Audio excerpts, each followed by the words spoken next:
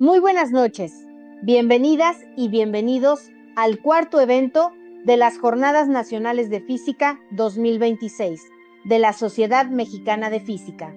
Soy la doctora Nayatsin Sagrario Mendoza Castro, del Centro de Ciencias de la Complejidad de la UNAM, y esta noche vamos a viajar a los dos planetas más lejanos y peor conocidos de nuestro sistema solar.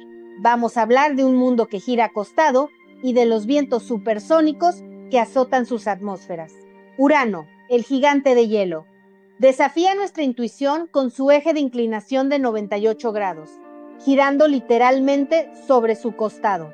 Esta anomalía estacional crea climas extremos, que no se ven en ningún otro rincón de nuestro vecindario cósmico. Por otro lado, Neptuno nos presenta vientos que superan los 2000 kilómetros por hora, rompiendo la barrera del sonido en una atmósfera densa y fría. A diferencia de la Tierra, estas tormentas son alimentadas por procesos internos que aún estamos tratando de descifrar. Explorar estos mundos no es solo una aventura espacial, es un laboratorio de física extrema que expande los límites de nuestro conocimiento. Acompáñenme en este análisis profundo de los confines de nuestro sistema solar. Comencemos. Mi trabajo es modelar el clima de otros planetas. En concreto, estudio cómo se comportan los casquetes polares de Marte a lo largo de sus estaciones, usando datos de las ondas que lo orbitan y redes neuronales que aprenden la física del hielo. Les cuento esto porque la pregunta que me trae aquí es la misma que me hago todos los días en el escritorio. ¿Qué pasa con el hielo de un planeta cuando cambia la estación? Solo que hoy la vamos a llevar a un lugar donde la estación dura 21 años. Una sola nave, un solo viaje. El viaje que cambió nuestra visión del sistema solar. La Voyager 2 sigue avanzando hacia las estrellas. Empiezo por una coincidencia de calendario. Estamos a 22 de agosto. Hace 2 días, el 20 de agosto, se cumplieron 49 años del despegue de la Voyager 2. Y dentro de 3 días, el 25 de agosto, se cumplen 37 de su encuentro con Neptuno. Estamos exactamente en la semana que contiene el principio y el final del único viaje que la humanidad ha hecho a los gigantes de hielo.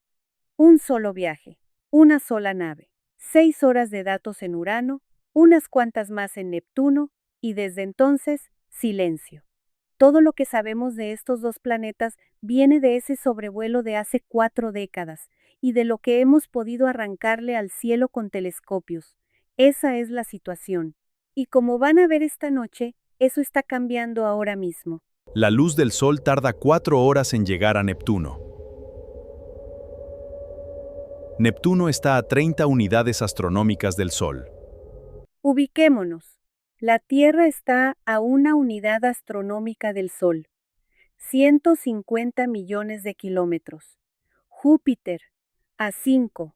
Saturno, a 10. Urano está a 19 unidades astronómicas. Neptuno, a 30. Traduzcamos eso a algo que se sienta. La luz del Sol tarda 8 minutos en llegar a nosotros. A Neptuno tarda más de 4 horas. Y cuando llega, es 1000 veces más débil que aquí. Un mediodía en Neptuno se parece a un atardecer profundo en la Tierra. A esa distancia, la temperatura de la atmósfera de Urano baja hasta unos 49 grados sobre el cero absoluto. Es la atmósfera planetaria más fría que conocemos en el sistema solar. Y aquí les adelanto que ese dato va a resultar sospechoso más adelante. Los gigantes gaseosos poseen gruesas capas de hidrógeno metálico. Los gigantes de hielo contienen un manto supercalentado de agua y amoníaco. Hagamos una aclaración de vocabulario, porque el nombre engaña. A Urano y Neptuno los llamamos gigantes de hielo, pero ahí dentro no hay hielo como el de un congelador.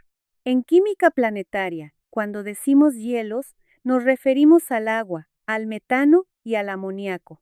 Son los compuestos que en la nebulosa que formó el sistema solar se condensaban en la región fría, más allá de donde estaba Júpiter.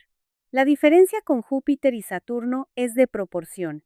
Aquellos son casi enteramente hidrógeno y helio, envolturas enormes de gas. En Urano y Neptuno, en cambio, la mayor parte de la masa está en un manto fluido de esos hielos, denso, caliente, conductor, bajo una envoltura de gas comparativamente delgada. Y ese manto no está frío. A miles de kilómetros de profundidad, ese fluido está a miles de grados y a presiones de millones de atmósferas. Es un océano que no se parece a nada que podamos visitar. Ahí es donde, por cierto, se sospecha que llueven diamantes. El metano sometido a esas presiones se rompe y el carbono se compacta. Se ha reproducido en laboratorio con láseres de alta potencia. Esta gráfica se titula El mundo acostado. Urano tiene una inclinación de 98 grados. Así comparamos las inclinaciones planetarias. Aquí está el protagonista de la noche. La Tierra gira con su eje inclinado 23 grados respecto a la perpendicular de su órbita. Esa inclinación, y solo esa, es la razón de que existan el verano y el invierno. Marte está inclinado 25 grados, Neptuno 28, todos, más o menos, girando como trompos derechos. Urano está inclinado 98 grados, es decir, más de 90. No está inclinado, está acostado, y como pasó de 90, técnicamente rueda hacia atrás. Piensen en lo que eso significa geométricamente. Sus anillos, que están en el plano ecuatorial, no los vemos de canto como los de Saturno, los vemos de frente, como una diana, y sus polos, en lugar de apuntar hacia arriba y hacia abajo, apuntan alternadamente al Sol. El polo norte de Urano mira al Sol de frente, durante décadas. ¿Cómo se acuesta un planeta? El material es eyectado por un gran impacto. Esto resulta en un eje de rotación volcado. La pregunta obvia es, ¿cómo se acuesta un planeta? Y la respuesta honesta es que no lo sabemos con certeza. Hay dos familias de explicación. La primera es un impacto, un cuerpo del tamaño de la Tierra, o mayor, golpeando al joven Urano y volcándolo. Es la hipótesis clásica, y explica bien la inclinación. Le cuesta más explicar por qué sus lunas y sus anillos siguen ordenaditos en el plano ecuatorial, girando en el mismo sentido que el planeta. Un golpe así debería haber dejado un desorden mayor, aunque los modelos actuales logran reconstruir un disco que se reorganiza después. La segunda familia apela a la migración, resonancias gravitatorias entre los planetas gigantes jóvenes o una luna masiva ya perdida, inclinando el eje poco a poco, sigue abierto. Y es exactamente el tipo de pregunta que se contesta yendo, midiendo la composición interna y el campo gravitatorio. Guarden esa idea para el final. Urano tarda 84 años en completar una órbita. Durante el solsticio, un polo recibe luz continua. En los equinoccios, la luz es uniforme. Esto resulta en 42 años de oscuridad. Ahora juntemos las dos cosas, el eje acostado y la órbita. Urano tarda 84 años terrestres en dar una vuelta al Sol, y su eje, mientras tanto, se mantiene apuntando siempre hacia el mismo punto del espacio, como el de una peonza. El resultado es esto. Cuando el polo norte encara al Sol, ese hemisferio recibe luz continua. No amanece ni anochece. El Sol da vueltas en el cielo sin ponerse, durante 21 años. Y al mismo tiempo, el polo sur está en oscuridad total, también durante 21 años. Luego el planeta avanza en su órbita, pasa por el equinoccio y la situación se invierte. Cada polo vive 42 años de luz, seguidos de 42 años de noche. Una persona que naciera en el polo norte de Urano podría llegar a la edad de jubilarse sin haber visto jamás un atardecer, y su hijo podría morir de viejo sin haber visto nunca el sol. Esa es la máquina climática más extrema del sistema solar. Y la pregunta que sigue es, ¿qué le hace eso a una atmósfera? Como vemos aquí, la extensión del hielo varía drásticamente. La insolación gobierna este ciclo de respiración del casquete polar marciano. Antes de volver a Urano, déjenme mostrarles por qué esto no es una curiosidad exótica, sino un problema de física que ya sabemos abordar. Esto es Marte. Su casquete polar respira. En invierno, una fracción enorme de su atmósfera de dióxido de carbono se congela sobre el polo, y en primavera se sublima y regresa al aire. La presión de todo el planeta sube y baja con esa respiración. Es un ciclo de volátiles gobernado por la insolación, es decir, por cuánta luz recibe cada latitud en cada momento del año. Una servidora modela ese ciclo combinando las observaciones de las ondas con redes neuronales a las que se les impone la física de conservación, para que no aprendan cualquier cosa, sino soluciones que respeten las ecuaciones. Y funciona razonablemente bien porque tenemos décadas de datos. Ahora quédense con la lección. La insolación manda. Si eso es lo que gobierna un casquete polar, entonces un planeta con 98 grados de inclinación tiene que ser el laboratorio más extremo imaginable. Para enseñarle física a una red neuronal, la red aprende, pero no puede violar la conservación de la energía. Y déjenme abrir un paréntesis sobre cómo se trabaja hoy esto, porque es literalmente lo que hago en el escritorio. Una red neuronal común aprende a imitar los datos que le doy.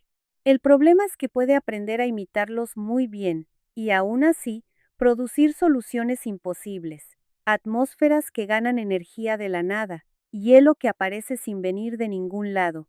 Ajusta los números y desprecia la física. Lo que hago es imponerle las ecuaciones.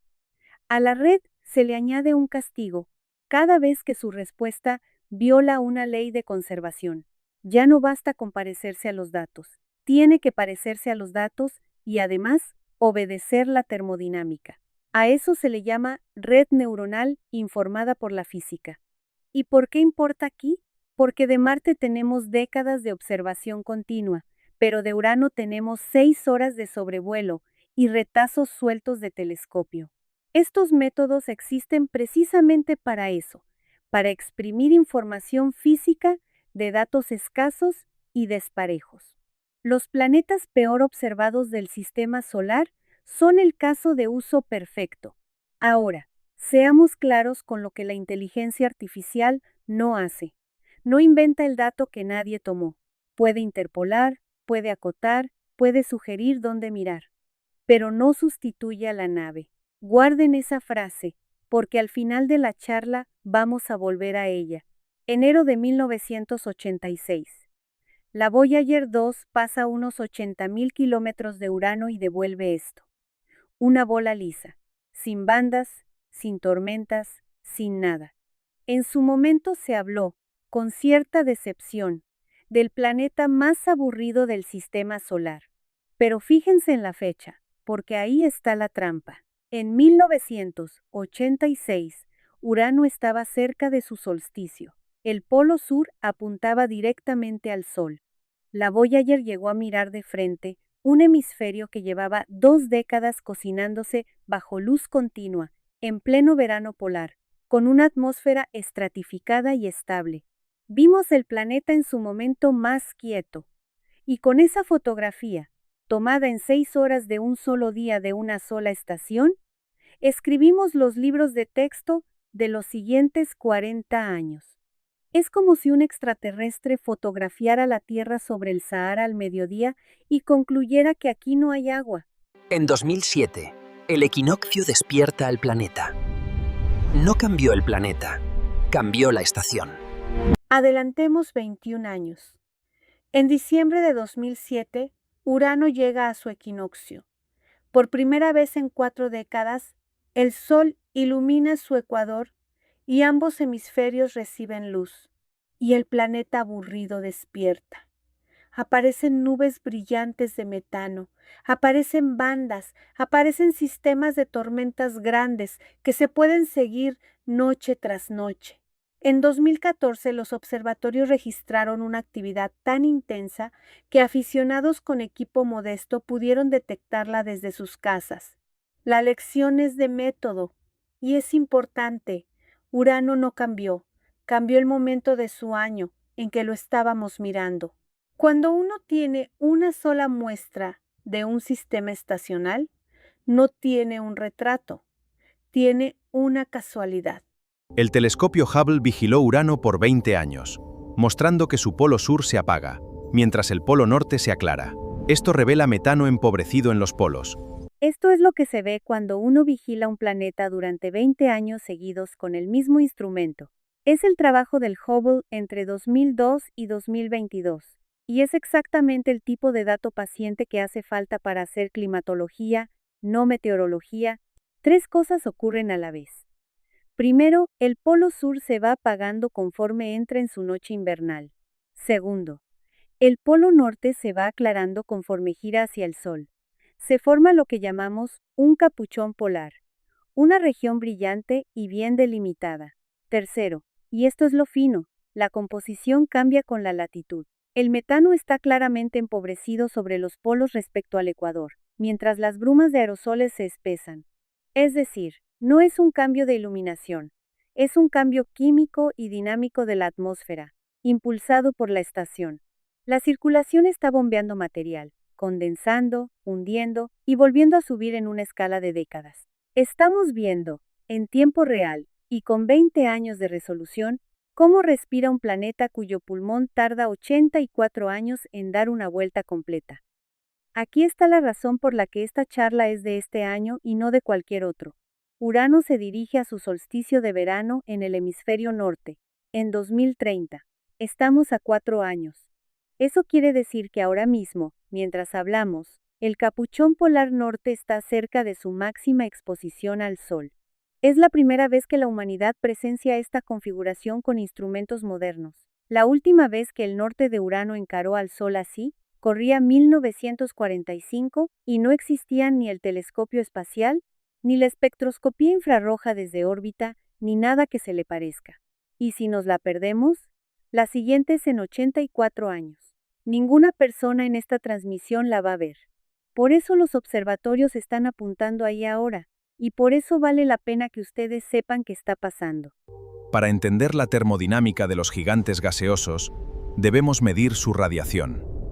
Si emite más de lo que recibe, tiene motor propio. Cambiamos de pregunta. Ya no cuánta luz recibe, sino cuánta energía tiene por dentro. El razonamiento es sencillo y es de conservación. Un planeta recibe energía del Sol y emite energía en infrarrojo. Si emite exactamente lo que recibe, está en equilibrio. No tiene fuente propia. Si emite más de lo que recibe, ese exceso solo puede venir de adentro, del calor primordial de su formación, de la contracción gravitatoria, del decaimiento radiactivo. Ese balance es uno de los números más informativos de la planetología. Nos dice si el planeta todavía está evacuando el calor de su nacimiento, y con eso acotamos cómo se formó y cómo es por dentro. Júpiter, Saturno y Neptuno emiten bastante más de lo que reciben. Neptuno, en particular, emite del orden de 2,5 veces la energía solar que absorbe. Es un planeta que arde por dentro, a 30 unidades astronómicas del Sol. Y entonces llegamos a la anomalía.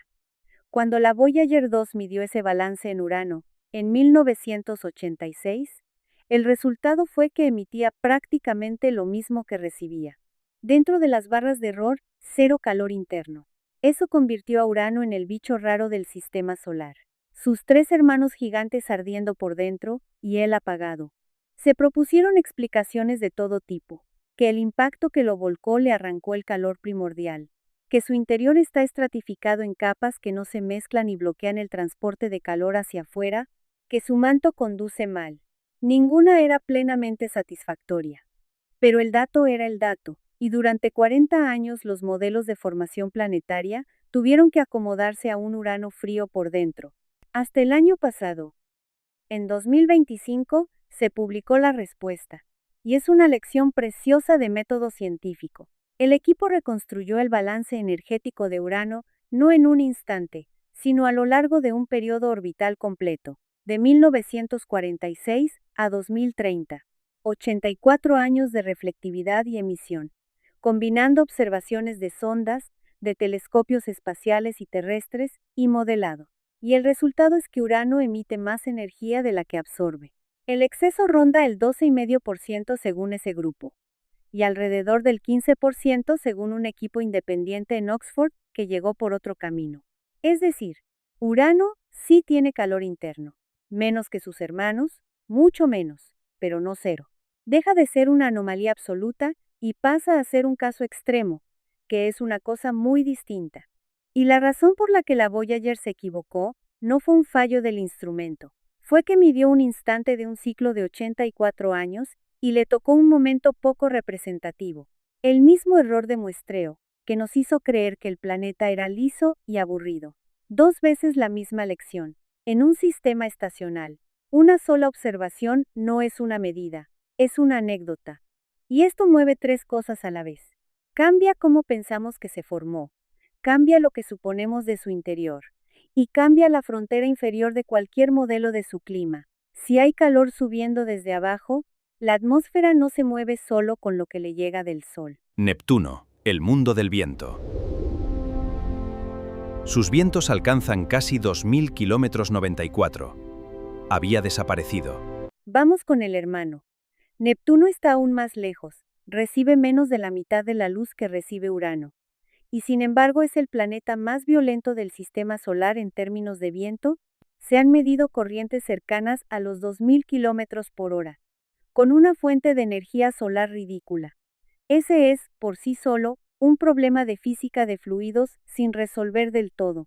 En 1989 la Voyager fotografió esa gran mancha oscura, un sistema anticiclónico del tamaño de la Tierra.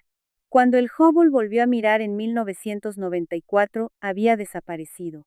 Aparecen y se disipan en años, no en siglos, como la mancha de Júpiter. Y una nota que suele sorprender. Ese azul intenso, el que todos tenemos en la cabeza, está exagerado. Las imágenes de la Voyager se realzaron en contraste para sacar detalle atmosférico, y así se difundieron durante décadas. Un trabajo reciente de reprocesado muestra que Urano y Neptuno son de colores mucho más parecidos entre sí, ambos verdosos pálidos, siendo Neptuno solo ligeramente más azul. Llevamos 30 años enseñando un planeta con el contraste subido. En 2025, el telescopio James Webb captó un avance. Por primera vez, We Observed, esto revela los secretos de su campo magnético. Y aquí está el otro resultado nuevo, de 2025, y es de los que ponen la piel de gallina. Durante décadas se buscaron auroras en Neptuno sin éxito. La Voyager había detectado indicios ambiguos, nada concluyente. Faltaba la prueba limpia, el ion trihidrógeno, que es el trazador delator de la actividad auroral en las atmósferas de hidrógeno. En Júpiter, Saturno y Urano ya se había detectado. En Neptuno, nunca. El James Webb lo encontró. Primera detección firme de trihidrógeno y de emisión auroral infrarroja en Neptuno. Auroras confirmadas en el planeta más lejano. Y fíjense dónde aparecen. No en los polos, como las nuestras. Aparecen en latitudes medias, en zonas que en la Tierra corresponderían a Sudamérica. La razón es que el campo magnético de Neptuno está torcido casi 47 grados respecto a su eje de rotación, y además descentrado respecto al núcleo del planeta. Las partículas cargadas no bajan por donde nosotros esperaríamos, porque el embudo magnético apunta a otro lado. Es un planeta con las auroras fuera de sitio. Y el mismo trabajo trajo un dato lateral que a mí me parece el más impresionante de todos. Al medir el trihidrógeno se puede medir la temperatura de la alta atmósfera. La Voyager, en 1989, la había medido en unos 750 grados Kelvin. El Webb, 34 años después, mide alrededor de 350. La alta atmósfera de Neptuno se enfrió a menos de la mitad en 3 décadas. Eso no es un ajuste fino. Es un cambio brutal. Y explica de paso por qué nadie encontraba las auroras antes. Al enfriarse, la emisión se debilita muchísimo y la atmósfera se comprime.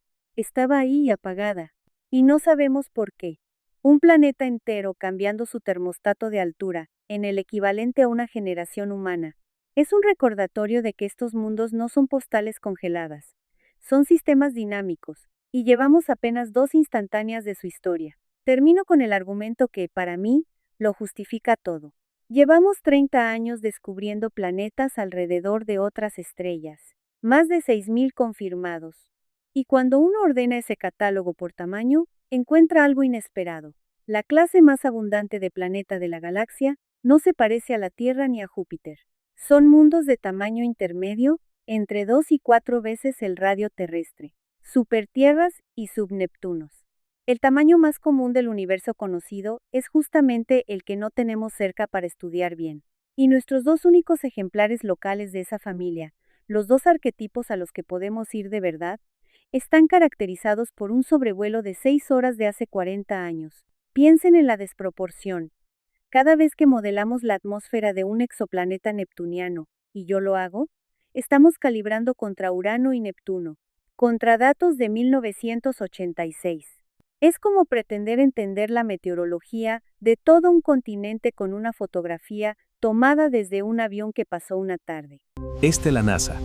El orbitador y sonda de Urano explorante de hielo, una prioridad científica para la próxima década, revelando los misterios de su atmósfera. La buena noticia es que la comunidad ya decidió arreglarlo. Cada 10 años, la Comunidad Planetaria de Estados Unidos publica un documento de consenso, el Decadal Survey, que ordena las prioridades científicas de la década. En el vigente, el correspondiente a 2023 a 2032, la misión estratégica de máxima prioridad, por encima de cualquier otra, es un orbitador con sonda de descenso a Urano. Un orbitador que se quede años, no 6 horas.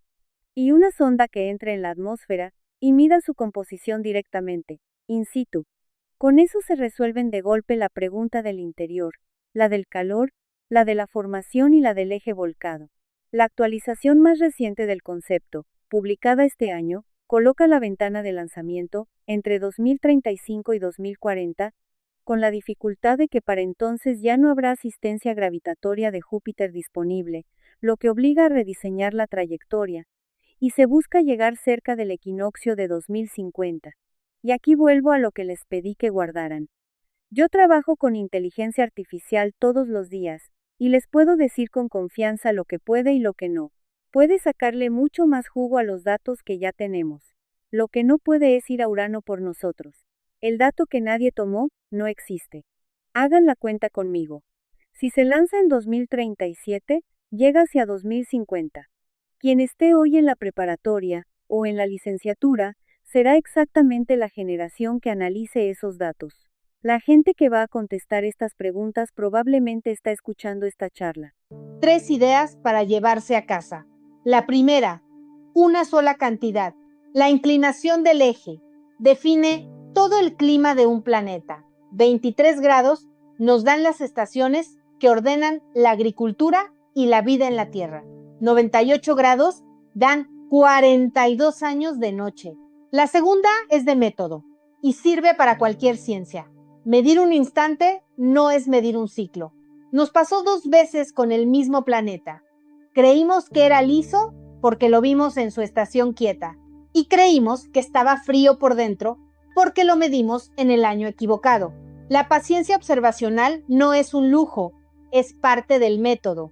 Y la tercera, el tipo de planeta más abundante del universo conocido es precisamente del que menos sabemos. Tenemos 2 ejemplares en casa y llevamos 40 años sin ir a verlos. Les dejo las fuentes de todo lo que conté, por si quieren ir a los artículos originales. Están abiertos. Muchas gracias por su atención.